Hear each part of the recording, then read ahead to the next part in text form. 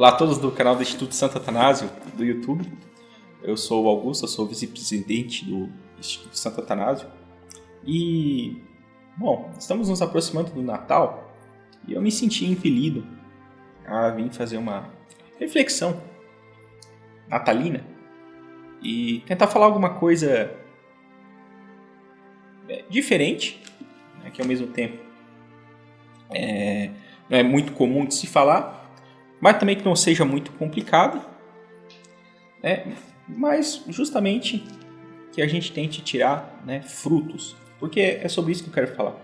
Eu pedi o auxílio do padre Frederick William Faber, aqui a editora do Instituto Santo Atanásio lançou esse livro aqui chamado O Santíssimo Sacramento, e o segundo capítulo dele fala justamente da Eucaristia, ou seja, né, do sacramento da Eucaristia, que é a presença de Nosso Senhor,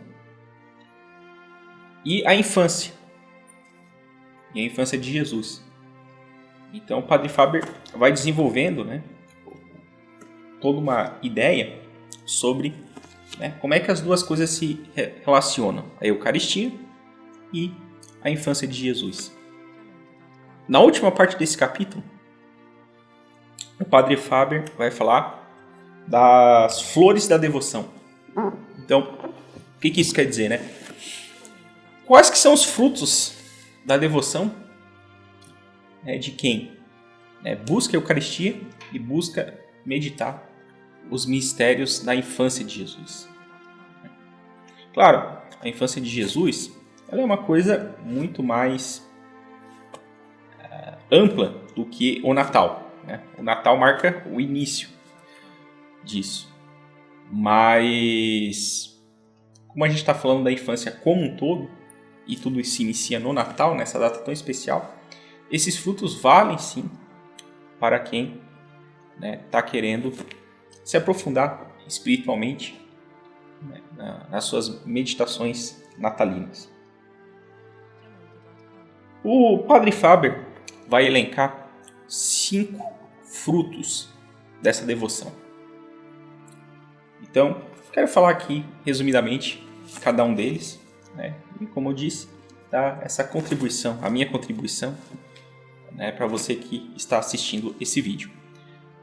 Quero antes disso pedir, que se você não é inscrito, se inscreva no canal. Estamos quase chegando a 10 mil inscritos, vai ser uma marca muito importante, seria um grande presente de Natal para nós do Instituto Santo Atanásio. Outras pessoas também vão gravar aí, então a gente não quer deixar o Natal passar em branco, né? Curta esse vídeo e compartilhe com os amigos se você realmente gostar dessa reflexão natalina. Eu garanto que isso que eu vou falar agora,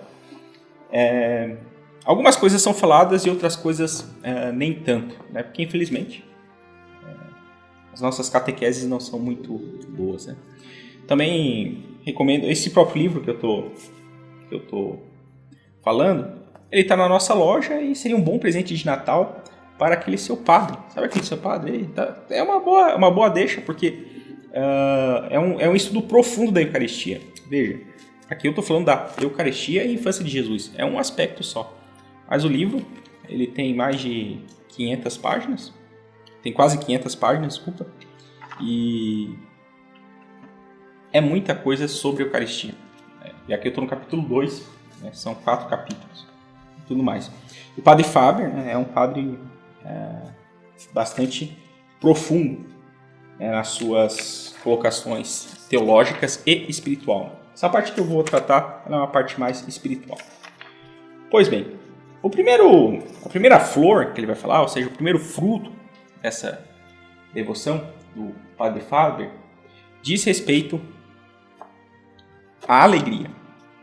Então, um dos frutos da devoção digamos, vamos ter uma boa devoção natalina e uma boa devoção eucarística. O primeiro fruto é a alegria. A alegria, ela é fundamental para a nossa vida e, sobretudo, na vida espiritual. Ela é tão importante que é o primeiro dos frutos que São Paulo diz que são os frutos do Espírito Santo. Ou seja, o Espírito Santo, ele, quando a gente está em estado de graça, né, um dos frutos, né, das inspirações, uma das mudanças da nossa alma é justamente a alegria. Porque qualquer uma pessoa pode perceber, nós conseguimos fazer as coisas com mais facilidade quando essas coisas nos deixam alegres. Quando nós estamos alegres, a gente está mais bem disposto. E estando mais bem disposto, a gente consegue fazer melhor as boas obras. A gente se aplica mais. Claro, a gente tem que saber distinguir bem. Aqui nós estamos falando, né, da alegria espiritual, ou seja, essa alegria que é dada pelo Espírito Santo. Não tem que se confundir com a alegria do mundo. Então vamos distinguir as duas coisas. Né?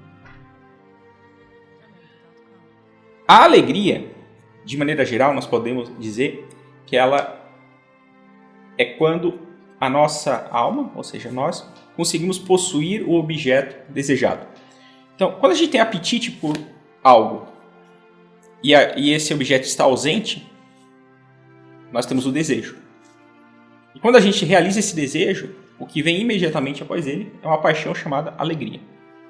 Então, a alegria ela pode ser definida como a posse de um bem.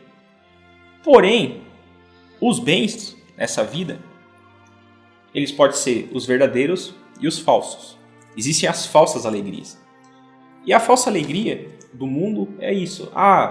Eu desejo as coisas, os bens materiais, eu sou muito apegado a isso. Quando eu consigo, vem uma certa alegria, mas ela é muito passageira. A alegria que nós estamos falando aqui como fruto da devoção do Natal é a alegria em Deus.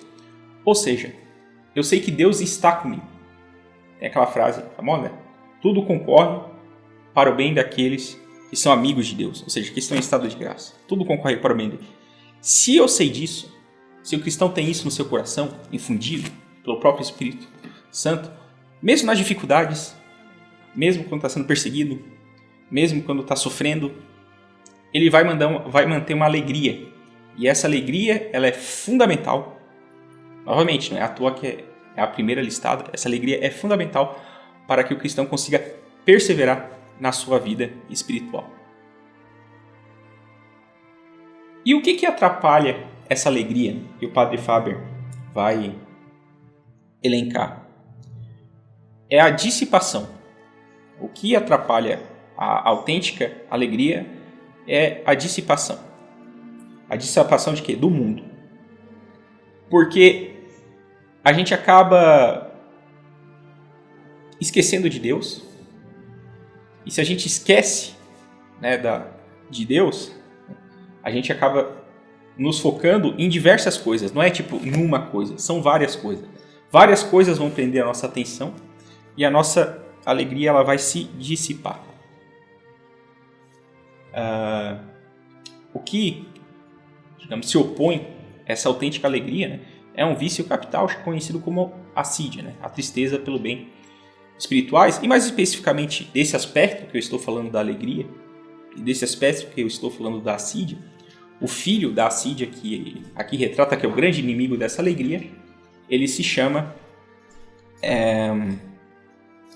dissipação pelas coisas proibidas. Então, novamente, o mundo, com as suas seduções, com seus chamariz, ele quer chamar a nossa atenção e nos afastar de Deus. E se a gente cede a esse tipo de tentação mundana, nós acabamos perdendo a alegria e vamos entrando na tristeza. Mas não é em qualquer tristeza, não é numa tristeza ácida. Por isso que se chama assídia. Então, né, peçamos a Deus que esse primeiro fruto, que é a alegria espiritual, né, seja concedido por Deus a nós, para que a gente possa passar um bom Natal e fazer boas adorações eucarísticas ao longo do próximo ano. O segundo fruto ou flor da devoção natalina que Deus quer nos dar e nós devemos pedir a Deus é a adoração, é o espírito de adoração. No que consiste isso? O Padre Faber vai começar a tratar desse assunto falando, claro, daquilo que é mais evidente para nós católicos, que é a missa.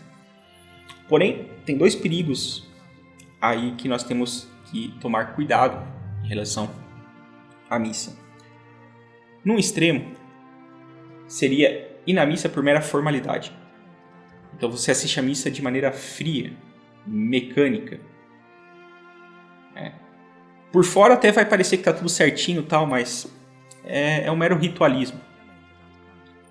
E o outro extremo que se deve evitar é quando são os atrevimentos. O Padre Fábio vai chamar de atrevimentos. Ou seja, é a esculhambação da missa e tudo mais. E infelizmente é muito comum nos dias de hoje. O espírito correto para a gente ver a missa é o espírito católico.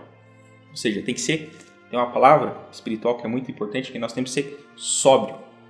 Nem frio, né? Por mera questão ritual, por mero hábito, por mera questão mecânica, mas buscando na missa o próprio Deus, né? E nem aquela dissipação na bagunça, no barulho e nos abusos litúrgicos, certo? Mas a adoração não se limita à missa ou propriamente a adoração eucarística e todos os ritos da Igreja Católica. Veja, quando o padre vai terminar a missa tridentina, ele chega e fala: "Ide missa est", né? A missa acabou, ou seja, vocês receberam nosso Senhor Jesus Cristo, a graça está com vocês. Então, agora, essa semana, permaneçam com Deus. Na missa de Paulo VI, né? "Ide em paz e que o Senhor vos acompanhe". Ou seja, que o Senhor vos acompanhe. Ou seja, o Senhor vai estar com você. Então, veja, de todo modo, o espírito de adoração é o seguinte: nós temos que ser católico na missa e depois da missa. Na verdade, a missa vai nos fornecer as graças para que a gente possa continuar sendo católico e amando a Deus depois da missa. E é isso que parece que as pessoas esquecem hoje em dia, né? Reflitam comigo, parece que existe um interruptor. Então, estou indo na missa, sei lá, por mero hábito, porque a minha família vai, né? Porque como todo mundo vai, eu vou junto. Ou seja, você já não está indo pela motivação muito correta. E beleza, daí lá você reza, aí lá você até acompanha as leituras, presta atenção na homilia do padre, mas parece que aquilo não te alimenta, porque logo em seguida, acabou a missa, você já está, né, fugindo da alegria que a gente está falando, ou seja, se deixando dissipar pelas coisas do mundo. Então o Padre Fábio, ele chama atenção nisso. A adoração também envolve como eu vou me comportar depois da missa. E ele vai dar algumas dicas e tudo mais, mas em resumo é o seguinte: nós temos que ter dentro de nós, no nosso coração, a seguinte verdade. Algumas considerações. Deus está em todos os lugares. Deus está me acompanhando. Deus está vendo as coisas que eu estou fazendo. E, portanto, eu tenho que me portar, mesmo após a missa, né, sabendo de tudo isso. Levando em consideração Deus, as suas leis, os seus ensinamentos, né, tendo o olhar da fé, buscando uma visão sobrenatural sobre as coisas que me acontecem ordinariamente, confiar na providência divina, né? E saber que Deus me ama e que eu tenho que corresponder a esse amor dele. Então, a adoração envolve tudo isso, né?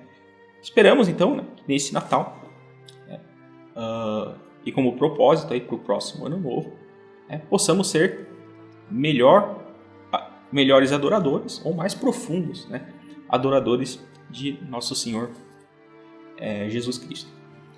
Relacionado aos outros dois frutos que falamos anteriormente, né, ou seja, a alegria e a adoração, tem a gratidão. Essa palavra, gratidão, ela está muito em moda. Alguns chegam, né, uma certa excentricidade de dizer gratiluz, sabe-se lá o que isso queira dizer, né? Uma espécie de gesto meio ripongo, tal, gratidão, né? E para nós, católicos, gratidão é uma palavra muito séria. Por quê? Bom, é um dos frutos dessa devoção natalina e eucarística, né? A gratidão. Veja, parece que a gratidão, ela é o seguinte: tal pessoa me faz um bem e eu agradeço ela.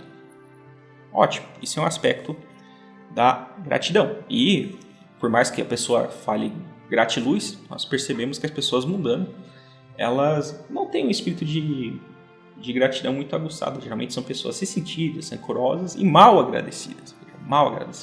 Falam gratiluz, mas gratitrevas, nem gratidão tem nenhuma. Mas, para nós cristãos, a questão é muito séria.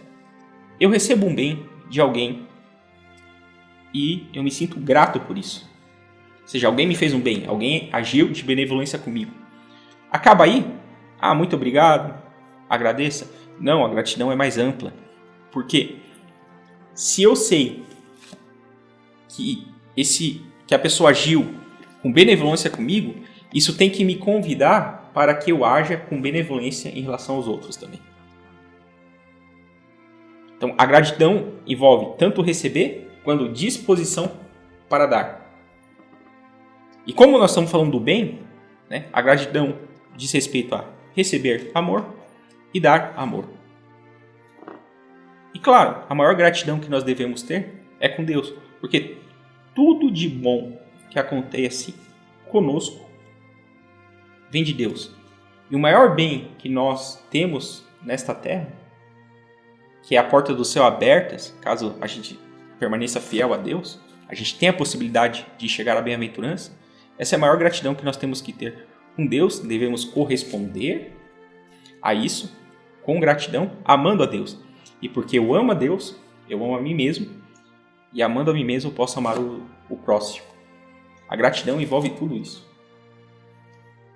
Pois bem, falei anteriormente que parece que, de maneira, por mais que se fale gratidão, gratiluz, parece que a gratidão não é um hábito que a gente costuma enxergar aí. Por quê? O Padre Faber, ele vai dizer o que atrapalha o exercício da gratidão. E o que atrapalha o exercício é o direito. Então você veja, nós não temos direitos a ir ao céu. O céu está aberto, mas nós temos que corresponder à graça para ir ao céu, nos arrepender dos nossos pecados, mudar de vida. E temos que ser gratos a Deus por essa chance. Não é um direito. Porém, o mundo moderno, por causa da sua burocracia, por questões políticas, por questões sociológicas, ele acha que não, é direito. Então você entra naquela coisa do tipo, não fez mais que obrigação. Não fez mais que obrigação. Mas, a pessoa fez um bem para você. Não fez mais que obrigação. Não, calma. Seja grato. Por quê? Porque se ela fez um bem, ela poderia não ter feito esse bem. Ainda que fosse o dever dela fazer isso, ela poderia não cumprir esse dever. Seja grato por isso. Os filhos, sejam gratos por ter bons pais. Os pais, sejam gratos por ter bons filhos. Os chefes, sejam gratos por ter bons empregados. Bons empregados, sejam gratos por ter bons chefes. E, novamente, uma reciprocidade. Se o pai, o professor, o chefe agem com benevolência em relação aos seus subordinados, que os subordinados também atuem com benevolência em relação aos seus superiores. E isso feito por amor a Deus, que é a própria caridade. Portanto, o terceiro fruto desse Natal que devemos pedir a Deus é um espírito de gratidão. Primeiro a Deus. E por causa dessa gratidão para Deus, gratidão para com todos aqueles que nos fazem o bem, buscando nós também fazer, quanto possível, o bem para os outros. Quarta flor, o quarto fruto da devoção natalina, que devemos exercitar, pedir a Deus, pedir ao Espírito Santo, que nos infunda com ele, diz respeito à virtude da simplicidade. E aqui, como a gente está falando do aspecto espiritual, digamos assim, tem um paradoxo aqui. A simplicidade não é simples. Ela é simples. Ela pode até simples de ser explicada, mas não é simples de praticar. Veja, absolutamente falando, só Deus é simples. Porque Deus é aquele que é. Eu sou aquele que sou. Deus é o ser por excelência. Todo o resto é criação. e de alguma forma é composto. Nós, por exemplo, nós seres humanos somos corpo e alma. Então, por que Deus elogia a simplicidade de coração? Porque nós podemos ser simples em Cristo. Ou seja, dentro da nossa natureza nós temos que tentar ser simples da própria maneira. Como é que funciona isso? Pois bem, nós somos corpo e alma.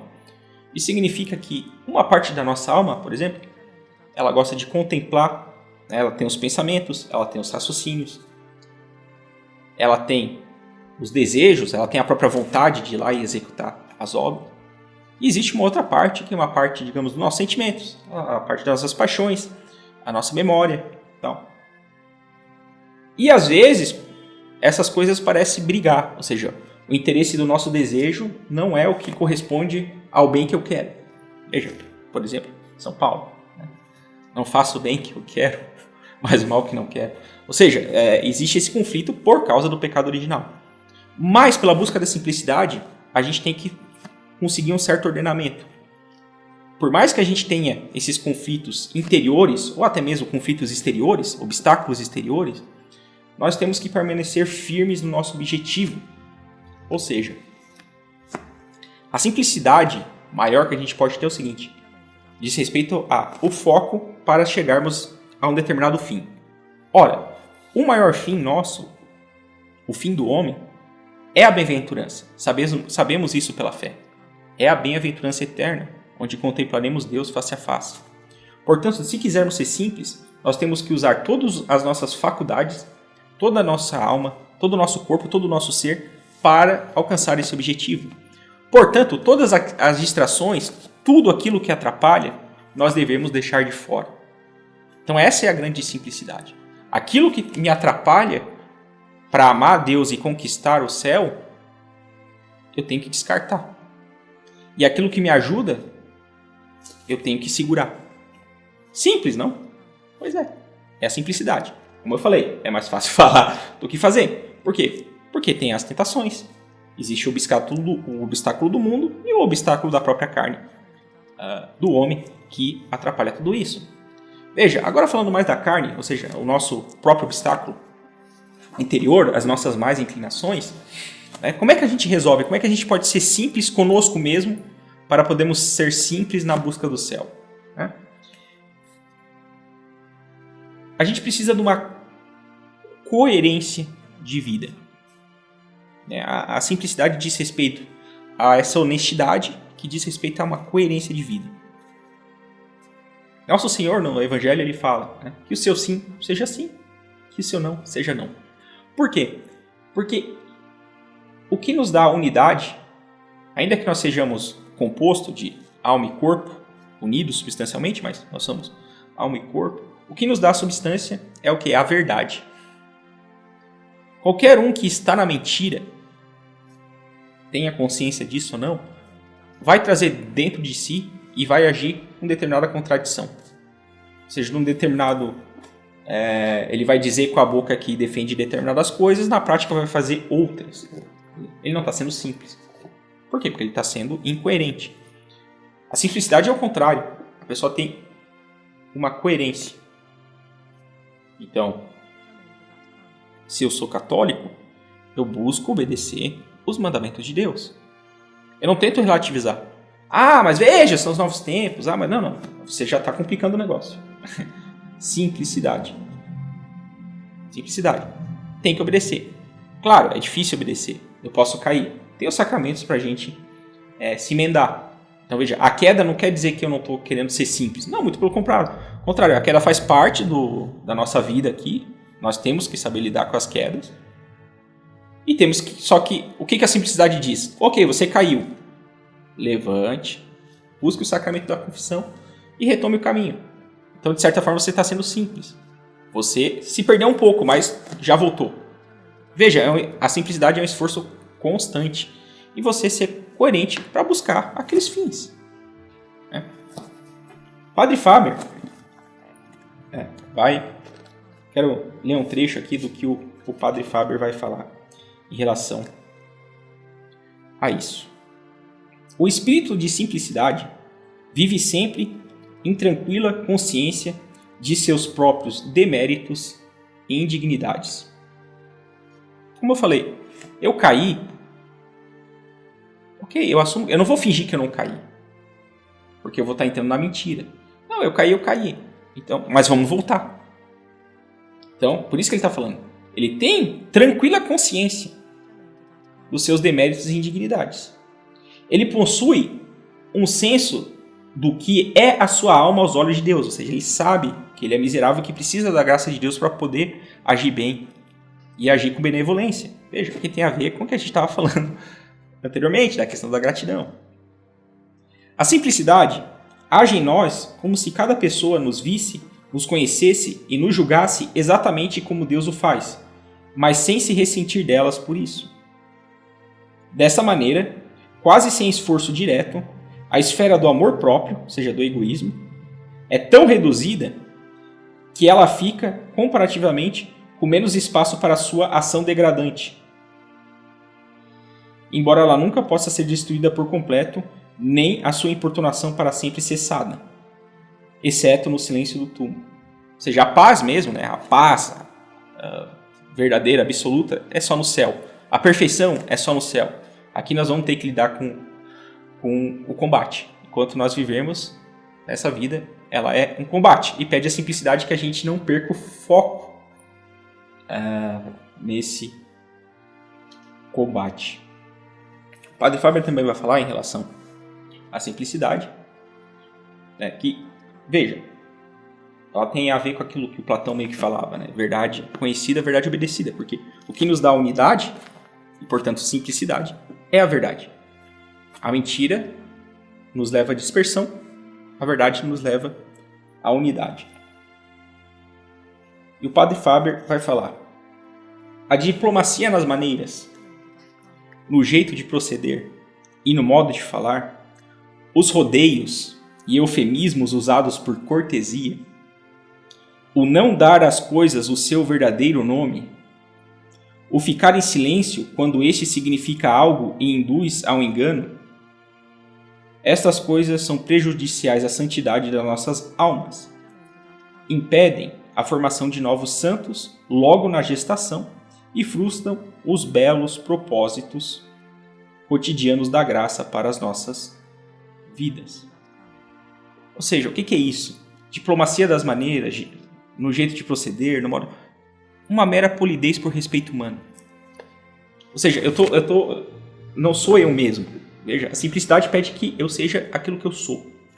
Que eu tente ser aquilo que Deus me vê como eu sou, eu seja aquilo. Enquanto que a falta de simplicidade vai para outro, vem a falsidade.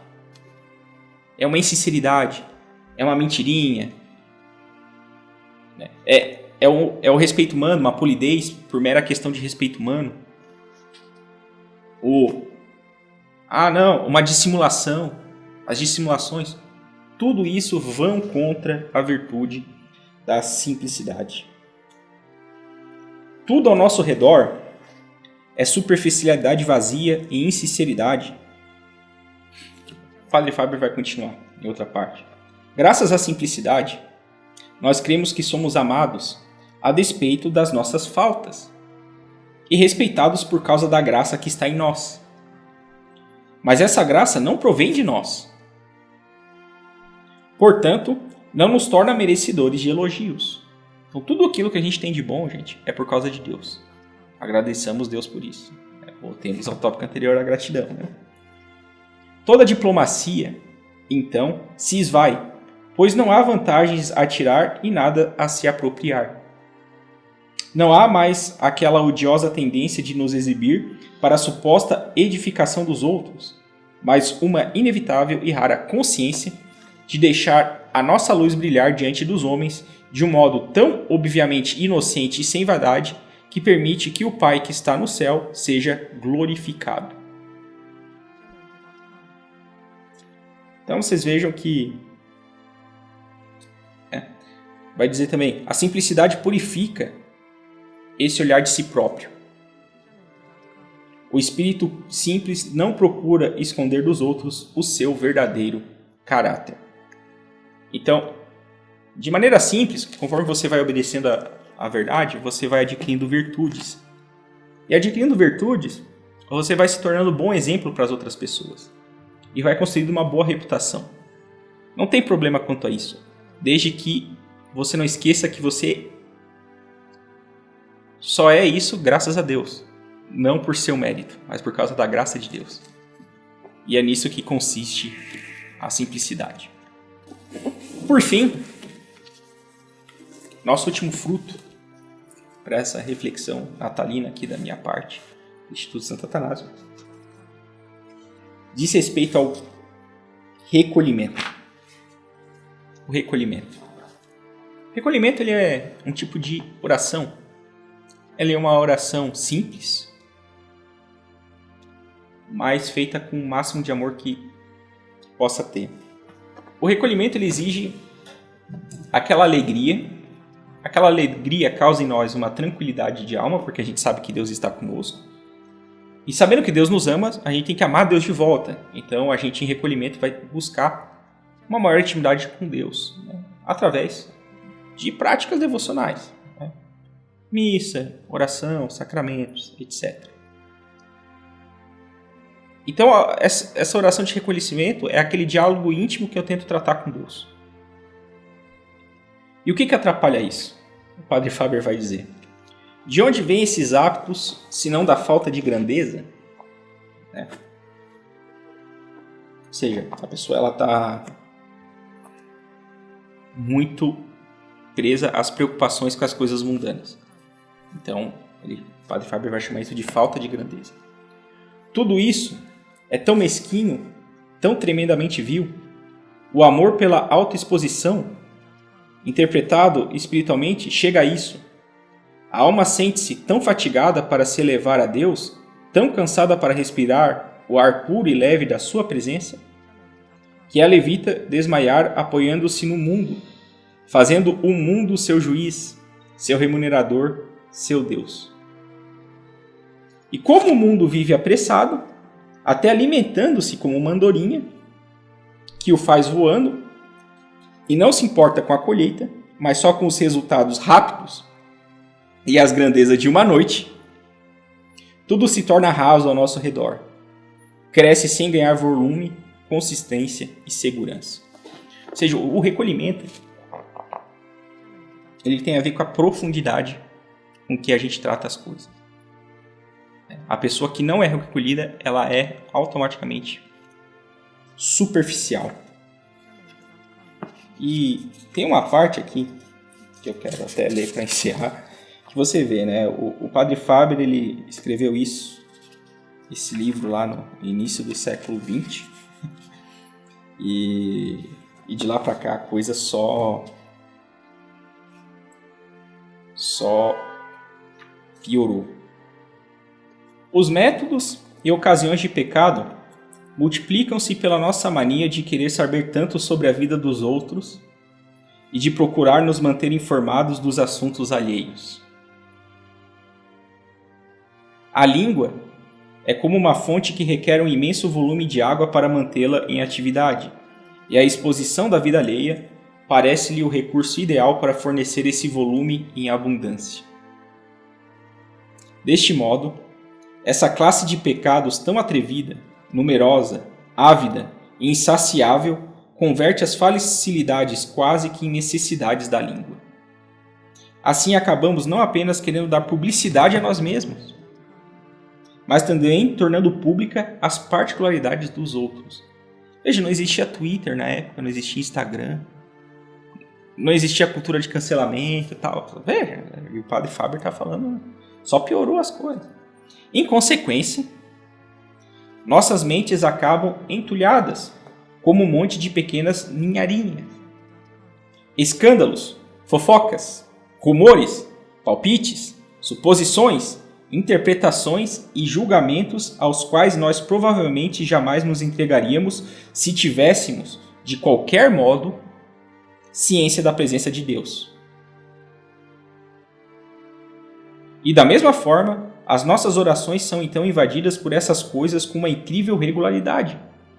podendo até prever e calcular o tempo no qual ficaremos sem conseguir fazer qualquer oração de verdade, permanecendo apenas cativos dessas distrações.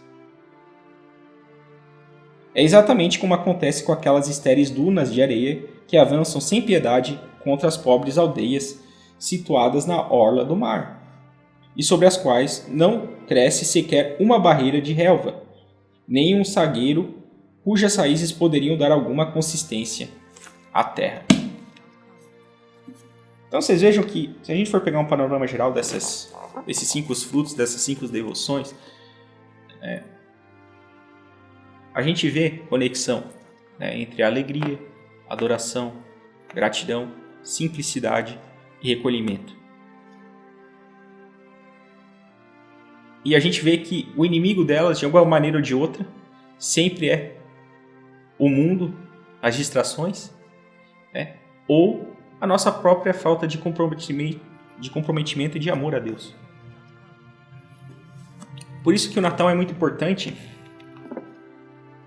porque o centro do Natal é o nascimento de Jesus, o nascimento da redenção do gênero humano. É uma grande oportunidade. Por que esses exercícios dizem respeito a isso? Porque eu paro de pensar um pouco em mim e penso um pouco na redenção do gênero humano, que inclui a minha redenção. E quem é o protagonismo disso não sou eu. É o próprio Deus que se fez homem. Então, quem brilha no Natal é Deus. E se eu reconheço isso e faço minha devoção nessa direção, eu vou colher esses 5 frutos que nós tratamos aqui nessa reflexão. Bom, espero que vocês tenham gostado. Se gostou do vídeo, peço que dê um joinha, compartilhe aí com aquele seu amigo que gostaria de se aprofundar em espiritualidade. Compartilhe aí com um padre amigo. Compre esse livro aqui para o seu padre, vai ser muito bom para a alma dele, para as homilias dele, para as catequeses dele. E não se esqueça, ajude a gente a chegar nessa marca aí, nos dê esse presente de Natal, a gente chegar na marca de 10 mil, inscreva-se aqui no canal do Instituto Santo Atanásio, 2023, vamos continuar trabalhando, vamos continuar produzindo conteúdo, e desejo a todos um feliz Natal, que Deus os abençoe. Viva Cristo Rei!